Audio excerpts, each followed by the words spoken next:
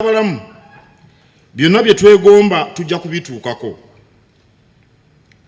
Ebyembi obulamu bwaffe tutera obutabulabirira mu ngeri ya mutindo, anti mujjukira okusitula omutindo. Obulamu oluusi tetubulabirira mu ngeri ya mutindo, tweraliikirira nnyo